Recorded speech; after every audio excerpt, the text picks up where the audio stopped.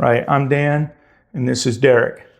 We're both veterans, military veterans, and we like to talk about anything and everything when it comes to politics, to life, or whatever. Yep. Right? Last time we talked about Halloween stuff, right? Yeah. Well, this week we're going to talk about this idea that public broadcasting system, PBS, right, may be losing their funding of $1 billion or more. And what do you think about that? What do you think about PBS anyway?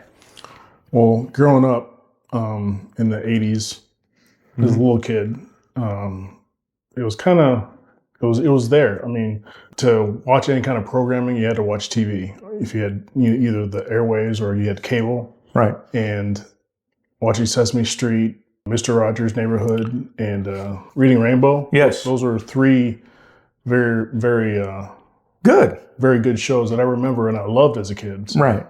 Right. They were educational. Yes. Right. Do you remember any other educational from PBS and any informational programming? I know they did documentaries, but at the time I was a kid and I didn't really pay attention to documentaries, Right. As an adult now, I love documentaries, but I really haven't paid much attention to PBS because, like I said, back then it was centralized. Right. Now it's kind of all decentralized. You got the internet. You can find whatever you need. Right. In a plethora of places, whether it be streaming or, some other place online. Like when I first met you, you mentioned news out of, you mentioned some world news out of, I don't know if it was not Pakistan, not India, but Nepal. Yeah. Yeah, you mentioned some news about that, and I wasn't even tracking it. And I don't even know if any of the major news outlets were tracking it. They may have been. I don't think they were. Yeah. And so here we are with this, with this news that really, I don't even know if we're getting a lot of news. We're getting a lot of commentary. Yeah. Out of the legacy media, we're getting a lot of commentary. Well, that's because they moved away from showing you the news to the 24-hour news cycle. That's why they have to fill the airwaves with something. Now we get commentary. Yep. Yeah, I remember, we had ABC, NBC, CBS, and we've talked about this before. And, maybe when I was a kid in the early 80s, I think Fox News, but that's not even legacy media. Legacy is ABC, NBC, ABC, NBC, and CBS. Yep. That's legacy news for me, in my opinion.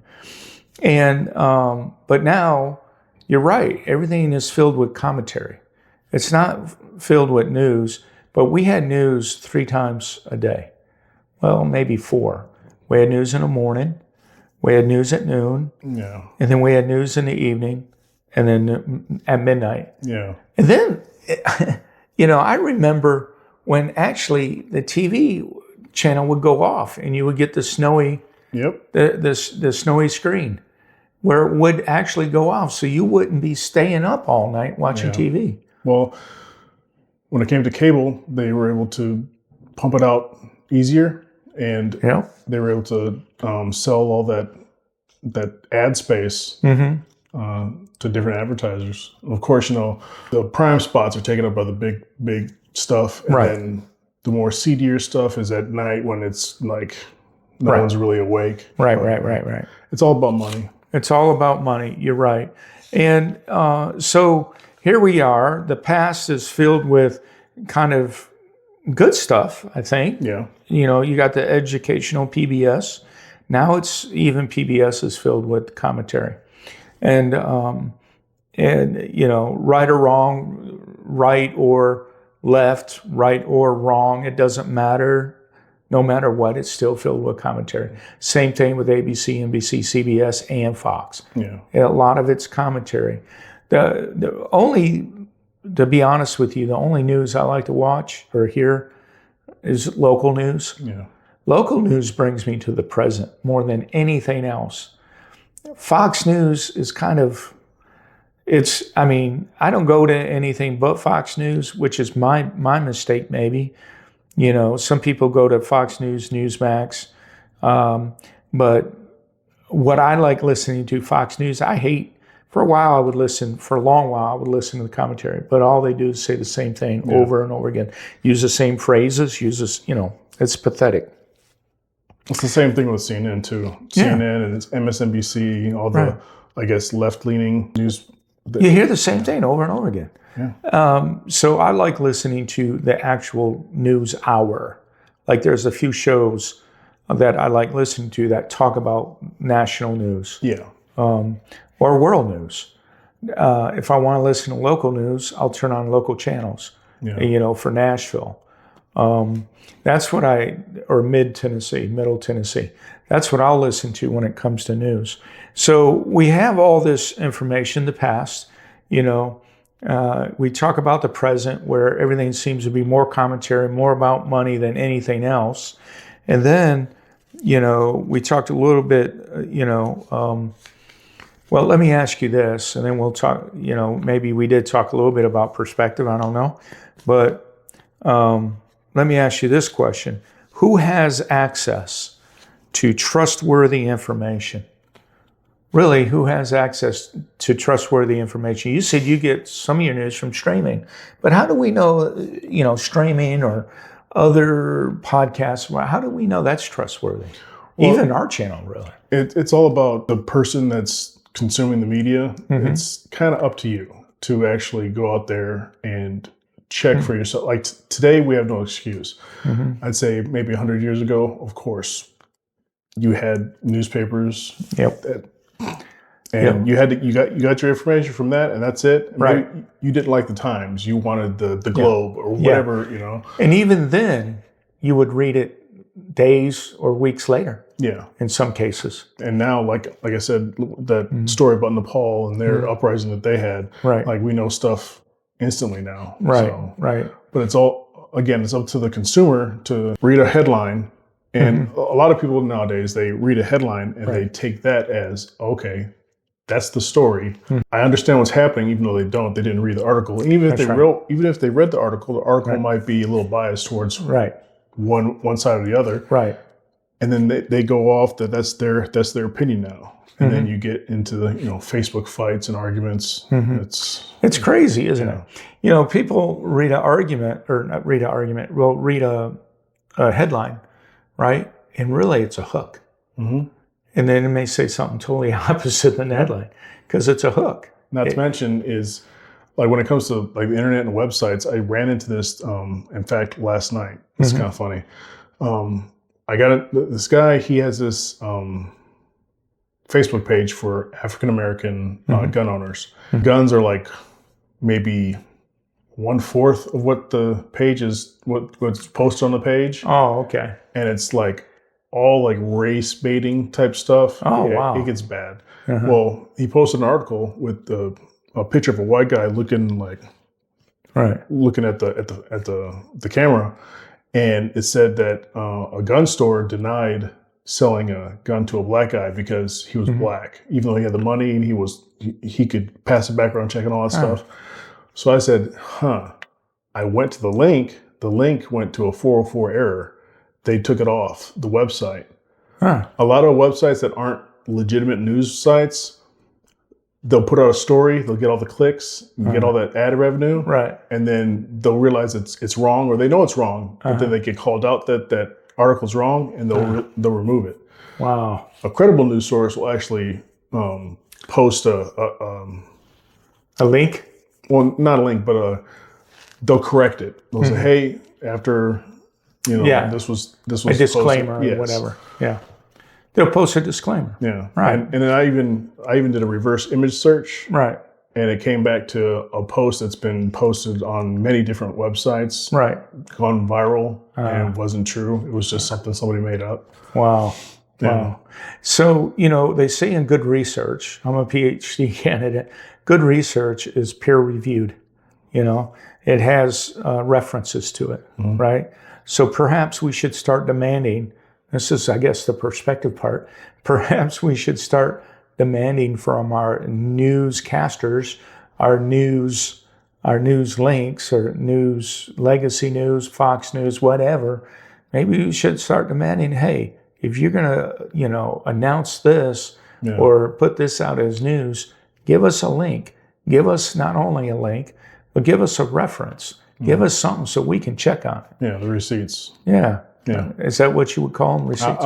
Yeah, bring the receipts. Bring the receipts, right. Like when I get into an argument on Facebook, I'll bring my receipts and I'll have links or I'll have data or a graph or something to show somebody.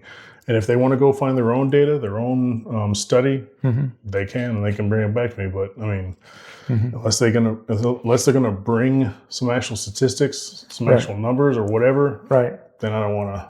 So the bottom line to this is the question is who has access to trustworthy information? Really, we all have access. Yes.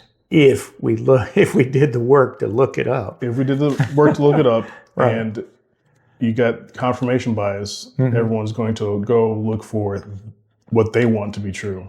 Right. So. Right. Yeah. If only it can happen. I doubt if it can happen. Like, if I write a paper in an educational program, I have to list references. Well, perhaps we should start scrolling references or links on our newscast. That would be something else, wouldn't it? So how do we maintain, you found this article that tended to be off and tended to mislead the reader, right? So how do we maintain civic discourse when parts of the country may lose their news outlets? And they're referring to PBS. Do you think, let me go there and then I want to talk about civil discourse, but do you think if PBS went down because of the funding issue, do you think it'll go down or do you think other people will jump in and fund it? I'm not sure if other people will jump in and fund it or not, but I don't think we would lose much of anything if we lost PBS. Why is that?